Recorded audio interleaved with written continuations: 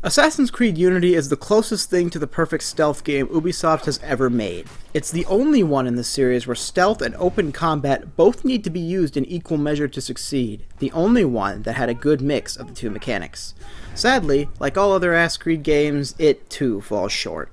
It's a tragic story of what could have been a masterpiece ruined by inexperience and bad business practice, and I really want to talk about it for some reason.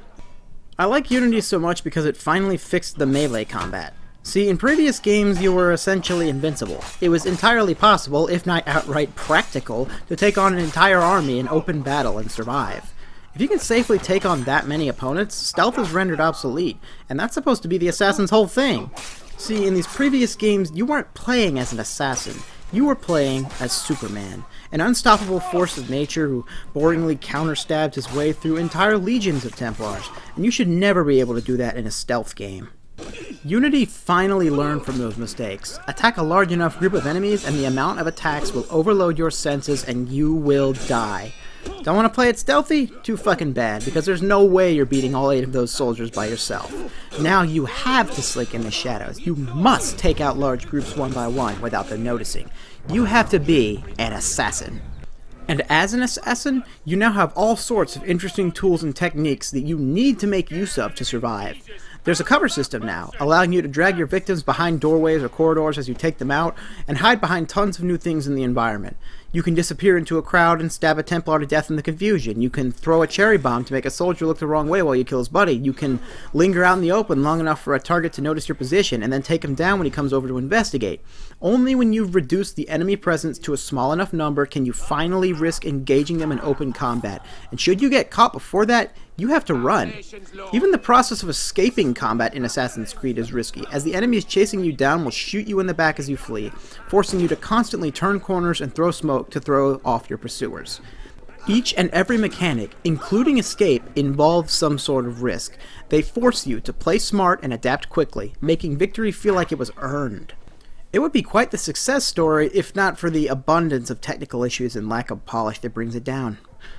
These were new ideas at the time, which makes a few problems forgivable, but the problems have such an effect on gameplay that it outweighs my goodwill, and probably everyone else's too. Melee generally works well, but if there's a wall anywhere nearby, the camera will buck wildly as you attempt to sight in your enemies, often getting you killed by limiting your visibility. This means fighting indoors is always a fucking mess. Also, if a wall or wooden crate or a large enough butterfly get between you and an opponent, they'll switch to pursuit mode, causing your attacks to miss, and sometimes allowing them to shoot you instantly, as if they were pursuing. Also, the world has so much detail that Arno will often choose to climb on them for a closer look, instead of running while guards circle around it, sharpening their swords. This detail also makes it hard for Arno to properly take cover where and when you want him to. All these issues combined can make for an extremely frustrating experience where you can't get Arno to do what you want while enemies occasionally glitch around you, dealing damage you didn't deserve to take. When a game has as big a budget as this, you can't help but wonder why this lack of polish exists at all. If the effort didn't go into finishing mechanics, then where did it... Oh. This is why Unity falls apart. Ubisoft failed to focus on the aspects of the game that would make it fun, and instead chose to put an unnecessary amount of talent into the things that would look good in a marketing campaign. Take that map, for instance. No man nor woman on the planet will ever examine that many points of interest. It's all chaff, unneeded waste done as quickly as possible to pointlessly extend the playtime. Yes, it's interesting to have a detailed and interactive open world, but it's clearly done out of obligation to the accounting department, rather than artistic inspiration. Take a look at this side quest, for example. This is damned awful, but I promised Bonaparte, damn him. Seems a lady has caught his eye. What the deuce is her name? Juliette? Josephine. He wants to take a romantic stroll, but the royalists are after him. Bonaparte is to meet her just south of the Palais Bourbon. I need you to clear out any royalists in their path. What the fuck? Alright, so let me get this straight. You want me to put a horrifying end to 1, 2, 3, 4, 5, 6, 7, 8, 9, 10 human lives, so Napoleon can talk to that lady for a couple minutes. Well, this has been... you... Yes, it has, hasn't it? It's just that you're... those large, luminous... those... Eyes? Yes.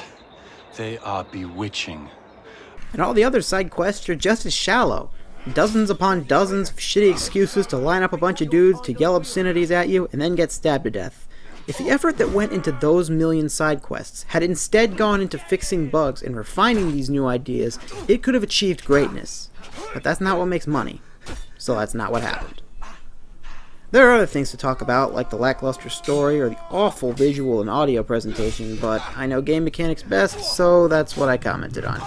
Just wanted to share. See y'all next time, in an actual Dark Souls video.